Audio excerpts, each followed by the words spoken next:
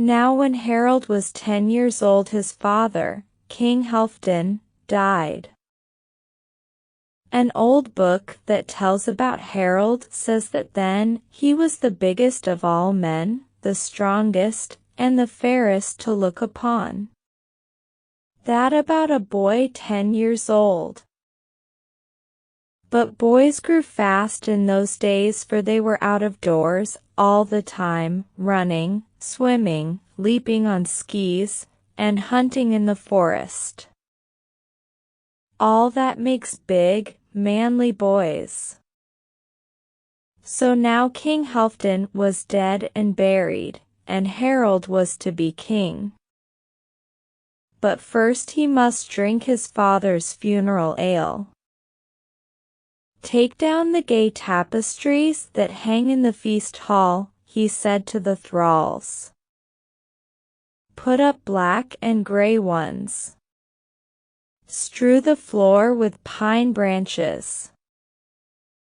Brew 20 tubs of fresh ale and mead.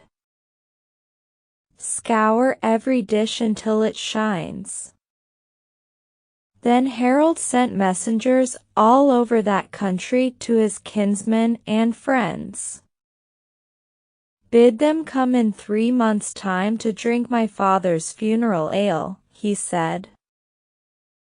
"Tell them that no one shall go away empty-handed." So in 3 months men came riding up at every hour.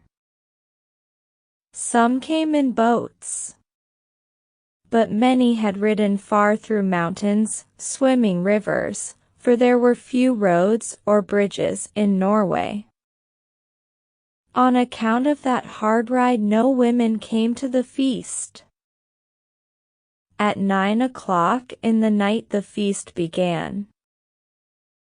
The men came walking in at the west end of the hall. The great bonfires down the middle of the room were flashing light on everything.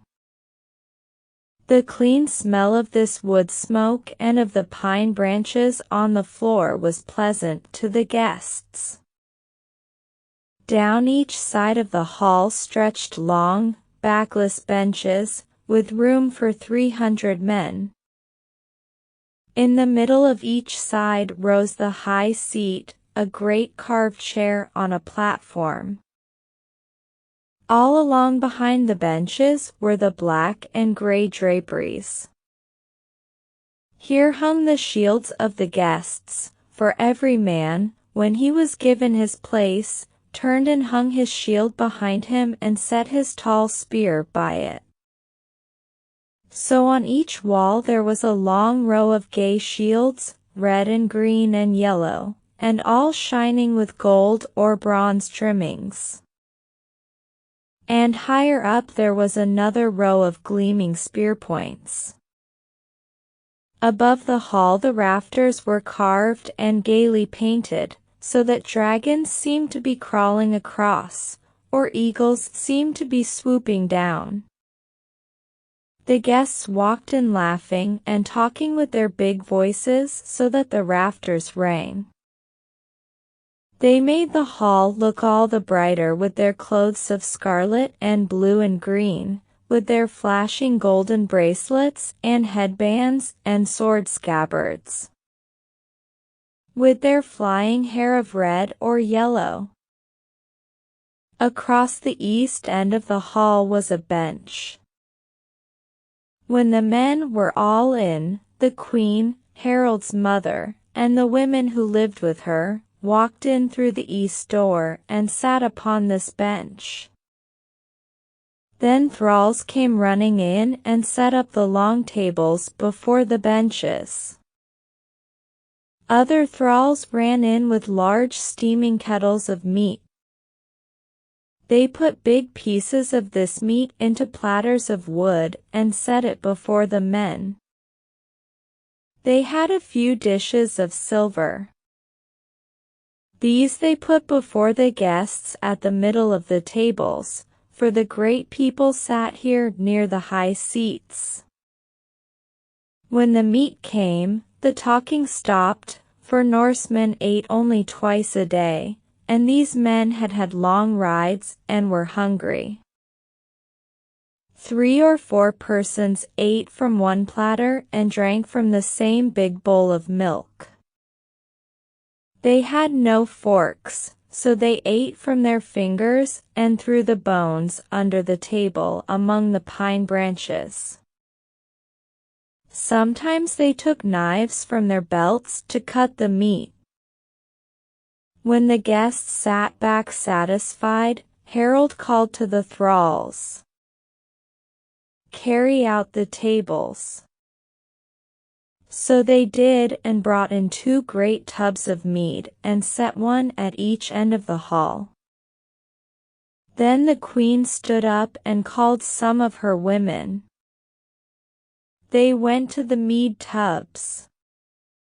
They took the horns, when the thralls had filled them, and carried them to the men with some merry word. Perhaps one woman said as she handed a man his horn, "This horn has no feet to be set down upon. You must drink it at one draught." Perhaps another said, "Mead loves a merry face." The women were beautiful, moving about the hall. The queen wore a trailing dress of blue velvet with long flowing sleeves. She had a short apron of striped Arabian silk with gold fringe along the bottom. From her shoulders hung a long train of scarlet wool embroidered in gold. White linen covered her head. Her long yellow hair was pulled around at the sides and over her breast and was fastened under the belt of her apron. As she walked, her train made a pleasant rustle among the pine branches. She was tall and straight and strong. Some of her younger women wore no linen on their heads and had their white arms bare, with bracelets shining on them. They, too, were tall and strong. All the time men were calling across the fire to one another, asking news or telling jokes and laughing. "I vow that I will grind my father's foes under my heel." An old man, Harald's uncle, sat in the high seat on the north side. That was the place of honor. But the high seat on the south side was empty, for that was the king's seat. Harald sat on the steps before it. The feast went merrily until long after midnight. Then the thralls took some of the guests to the guest house to sleep, and some to the beds around the sides of the feast hall. But some men lay down on the benches and drew their cloaks over themselves. On the next night there was another feast. Still Harald sat on the step before the high seat.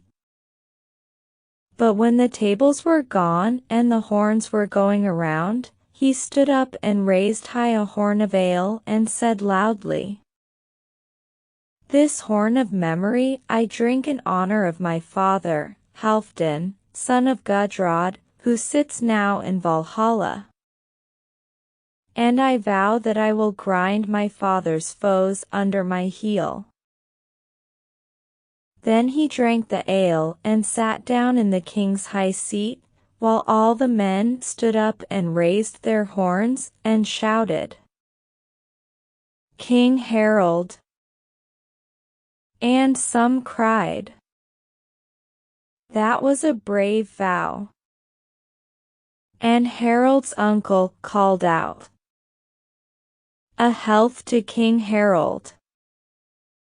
And they all drank it. Then a man stood up and said, "Hear my song of King Halfdan, for this man was a skald. "Yes, the song," shouted the men, and Harald nodded his head. So the skald took down his great harp from the wall behind him and went and stood before Harald.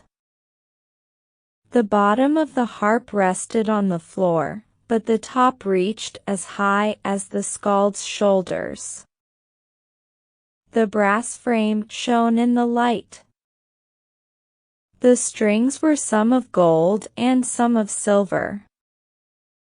The man struck them with his hand and sang of King Halfdan, of his battles, of his strong arm and good sword, of his death, and of how men loved him. When he had finished, King Harald took a bracelet from his arm and gave it to him, saying, "Take this as thanks for your good song." The guests stayed the next day, and at night there was another feast. When the mead horns were going around, King Harald stood up and spoke. "I said that no man should go away empty-handed from drinking my father's funeral ale." He beckoned the thralls, and they brought in a great treasure chest and set it down by the high seat. King Harald opened it and took out rich gifts, capes and sword belts and beautiful cloth and bracelets and gold cloak pins. These he sent about the hall and gave something to every man. The guests wondered at the richness of his gifts. "This young king has an open hand," they said, "and deep treasure chests." After breakfast the next morning the guests went out and stood by their horses ready to go, but before they mounted, thralls brought a horn of mead to each man. That was called the stirrup horn, because after they drank it the men put their feet to the stirrups and sprang upon their horses and started. King Harald and his people rode a little way with them. All men said that that was the richest funeral feast that ever was held.